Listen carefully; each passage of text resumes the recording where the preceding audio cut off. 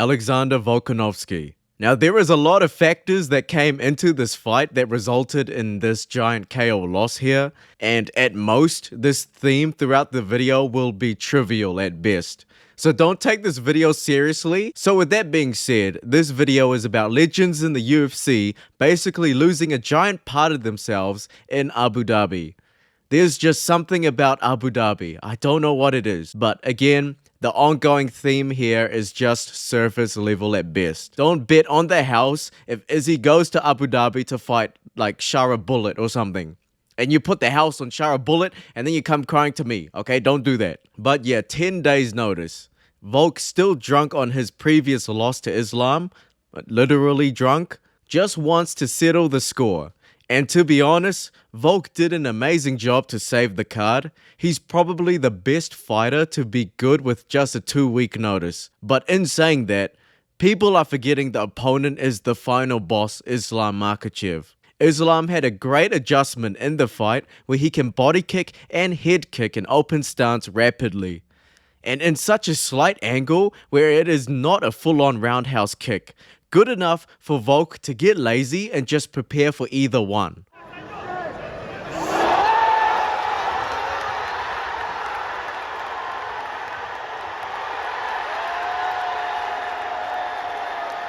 Call it a weaker chin because of the emergency weight cut, or just a lack of fight IQ because he came in too confident. This fight changed everything about Volk. He was already depressed after the first Islam fight, but now this made him even more worse off. And after a brutal KO, and for someone like Volk too, you of course lose confidence in your abilities. And in came the monster Ilia Topuria. Look back at a guy who's knocked out in his previous contest. A stand-up battle does not favor him right away. He's going to be a little bit slower. He's not going to be as comfortable. He's not going to have the same volume and the same output. The reason for that is every time you move a hand away to touch your opponent, that's what exposes your own face, right? It's these hands coming back. This is what protects you. So if a guy gets knocked out, he gets hesitant to let those hands go.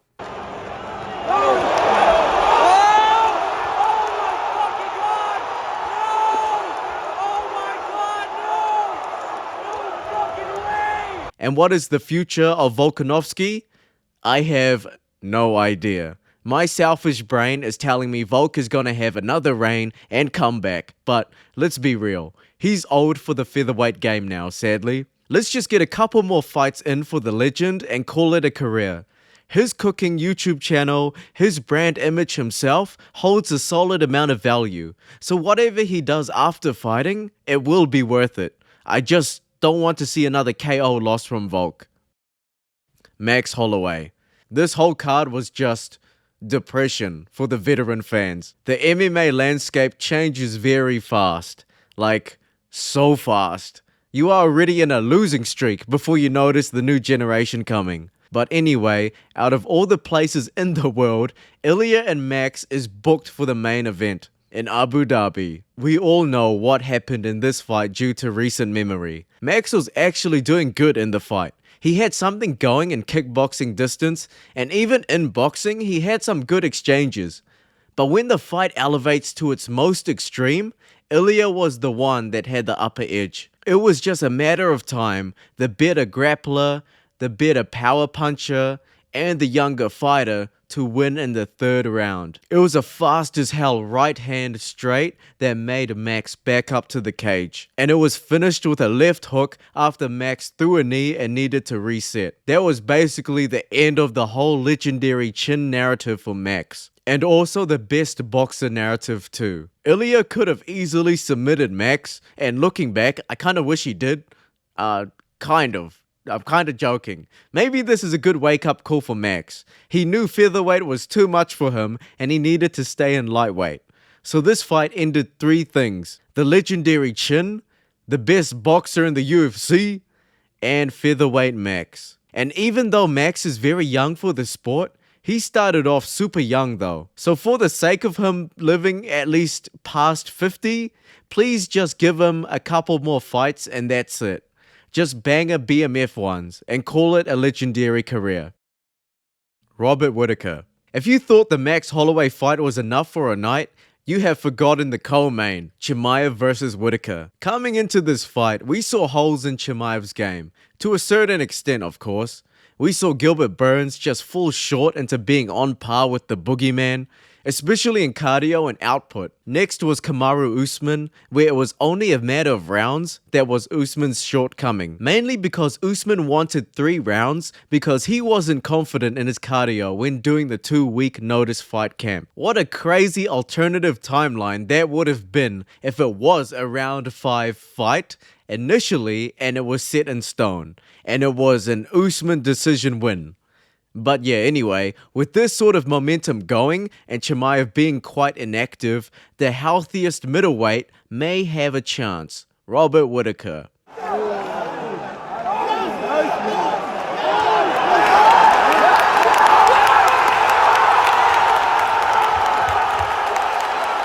Round 1 submission face crank, and that was all that was written. It was even worse for Whitaker because his jaw broke with that face crank. So not only did he lose round 1, he got absolutely dominated on the ground, got submitted, and had the physical consequences of a KO. I feel bad for Whitaker. He did not deserve this. You know what? It's like the fear of hurting my bottom teeth, of them moving, because they've always been crap. Like, Yeah. I haven't been able to bite down on like an apple since I was 19, right? That's crazy. Like, they've always been bad. And yeah. I don't know. I should have dealt with them. So you've just gotten rid of them now. They're just gone. Yeah, they're just gone. Like, they just don't need them. I assume life at is some better stage. without them. Yeah. Fun fact though, when they took them out, they found a massive cyst in my jaw. What? Because, yeah, apparently, and they think that might have been where the infections were coming from for the teeth. Jesus. For some, so, everything happens for a reason. And this may be a weird entry because what exactly is the dying part of this entry?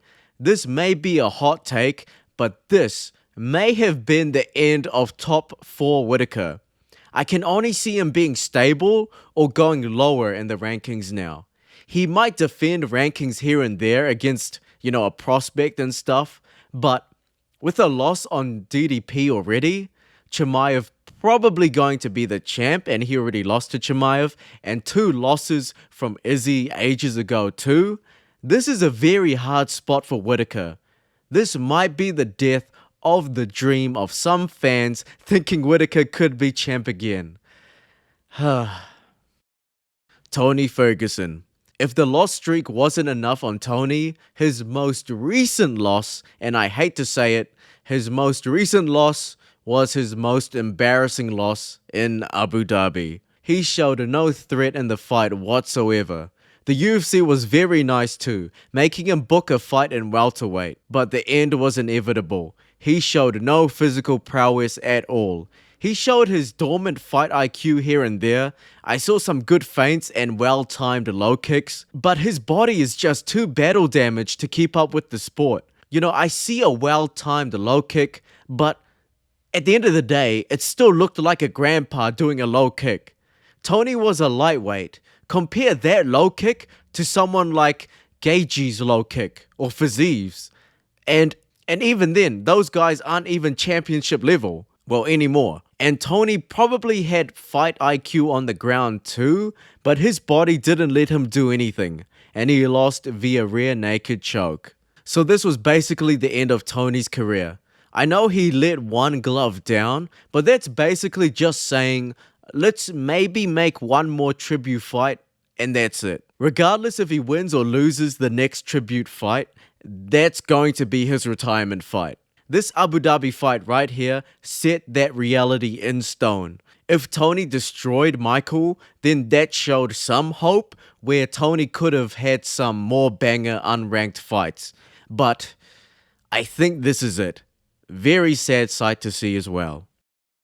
Kamaru Usman. Briefly touched upon earlier, but now let's take a deeper dive. Looking back, I think we were a little too hard on Usman. He did what he had to as a champion. His confidence / arrogance / confidence, whatever, was just part of the persona he needed to play. If I had to wish Leon or Usman back as champion, I will take Prime Usman back in a heartbeat. Even though I'm more of a striking fighter fan based, it's just when I hear welterweight champion, I just resonate with Usman more, especially with the old Venom champion black and gold shorts and Prime Usman. When I hear welterweight champion, I just have that in my head. And yeah, fuck it. I'll take Usman's somewhat cringy lines over Bilal right now. You know, can we revive those clips again, please? You hit me, I'm still coming. And I'm coming all night long, T-Wood. Please don't back up. Brother. Don't back up, my man. But anyway, let's dive into the fight with him and Chimaev in Abu Dhabi. So in the first minute of the fight, just like almost all Chimaev fights, he takes Usman's back already.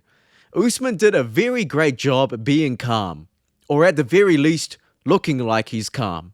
Any other fighter would have shat their pants by now. And what looked like Chimaev trying to attempt a face crank, Usman spikes himself to the ground, which saved him enough time to survive the first round too. In the second round, Chimaev showed a lot more output in the striking. Usman stayed calm, managed to get the best exchange later with a crisp 1-2. And even, well, not defending the takedown was at least to secure a safe position and survive the second round. And in the third, Usman got his second wind, or his championship mentality showing, where he got way more output going, especially in the boxing, which Chimaev wanted it to go to the ground sometimes. The result ended in a majority decision, where 2 judges scored it for Chimaev and 1 judge scored it as a draw. So it wasn't a split decision, but a majority decision. But man, we were robbed of a banger 5-round fight though. So as an outro to this entry, the death part is probably his motivation to be champ again. He peaked and he is basically dipping his toes in other career paths that seem to do a solid job keeping him wealthy. I think he's obviously getting old, his knees must be in pain every day as well, and I think it's just smart to not exert yourself too much. He is obviously still champ level, but these hungry welterweights are killers. JDM, Ian Gary, even after the Shavkat fight, Shavkat himself, Bilal, heck, even Leon if he still cares, Carlos Prates, Morales, Buckley. The risk-reward ratio doesn't seem as appealing as before now. So this could be another case of just keeping the fans happy with some banger fights and then call it a career. RDA. This is for the veteran fans. Or should I say the veteran fans. I think this fight was a good signal to say this should be RDA's last fight, or his next one should be the retirement fight. Jeff nailed TKO's RDA in 2 minutes into the fight. He got dropped earlier, but he was let back up.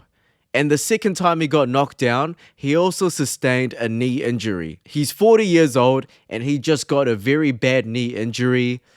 There's really not much left for this fighter, and he doesn't need anything else to prove in this promotion full of these young tigers. Maybe have one more retirement fight against a very unranked opponent for better matchmaking and make it a good retirement fight.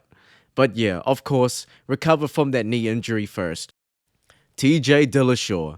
TJ gets one more shot for the title, and it was for bantamweight against Aljamain Sterling. This was a weird part of history for the UFC bantamweight division, but it still existed. TJ came in knowing he had a horrible shoulder injury, still chose to fight anyway. And yes, you can already guess the location of the fight card. Right in the beautiful Etihad Arena, if I pronounced it right. The first minute of the fight was good, mainly because nothing significant happened, but you got to see some stand up. TJ was being his old self a little bit there with the movements and strikes, and if the fight for some reason was to be only stand up, then TJ may have had a chance. But just like that, the first takedown from Aljo and also the first scramble, TJ winced in absolute pain. I feel so bad. All because of some freaking wacky game show event in Tough, I'm pretty sure. The fight did last until halfway through the second round, But that was just Aljamain being very secure, ruling out all anomalies, and TJ just having mad endurance. Unfortunately, it's fucked. I can't even. I can't do this. Really? Holy shit. And it doesn't hurt. It just doesn't work. So stuck. I was just hitting mitts with my coach, Tyler Wombles, at a classic fight team in Fountain Valley. And I'm hitting mitts with him, and then we're doing some bag drills where you do like a noodle, and you're going to slip it, and you're going to throw a hook on the bag. Reaction times with hitting big punches. And I slipped the punch, and I threw a big left hook on the bag, and my shoulder just like snapped, froze up on me. Jeez. And so I lost all my external rotation. I couldn't go anything past that. I couldn't raise my arm very well. Like, it was really bad.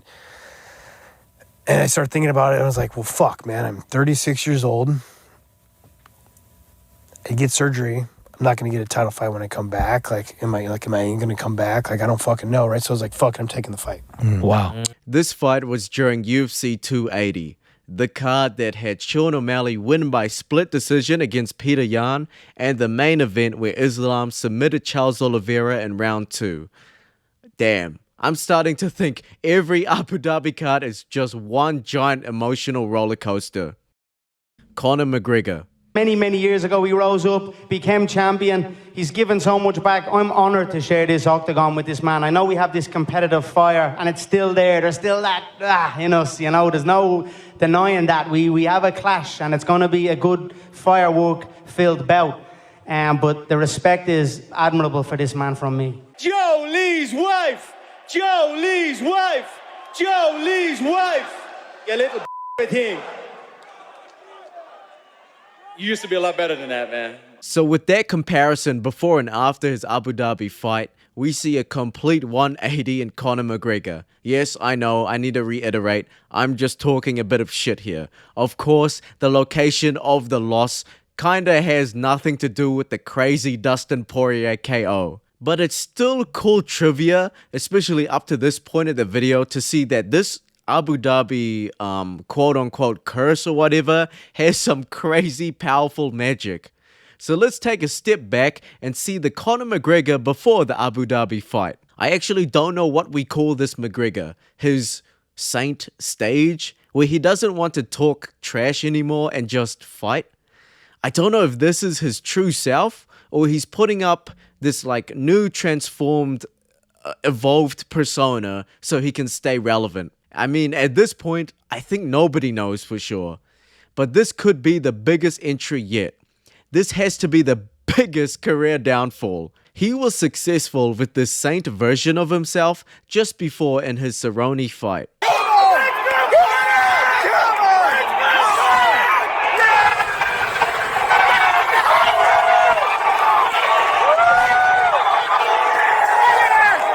And what a fight that was. So coming into the second Dustin Poirier fight, surely things will continue to be sweet. Conor coming in as a moderate favorite with a -300, and right off the bat you can see the difference. Stated by Conor in the press conference, the difference in experience is showing instantly. Conor probably had to lose a lot of weight coming back to lightweight, and not to mention fighting a very top lightweight contender as well. This obviously was not the same Dustin in their first fight. You can see in some exchanges that Conor's better dormant fight IQ was firing up.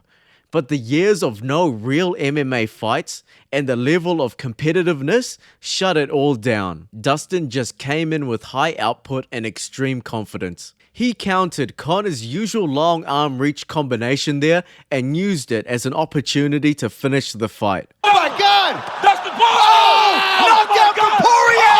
Dustin Poirier has knocked out Conor McGregor! Oh my goodness! Lafayette, Louisiana! Your guy has done it! So now we jump into the next and final fight of Conor McGregor for the trilogy. Conor seemed to return to his reliable prime self here in terms of style. He has the karate style and kickboxing approach, kicking Dustin more now. But despite all that, we all knew what's gonna happen. Yes, the snap of his leg.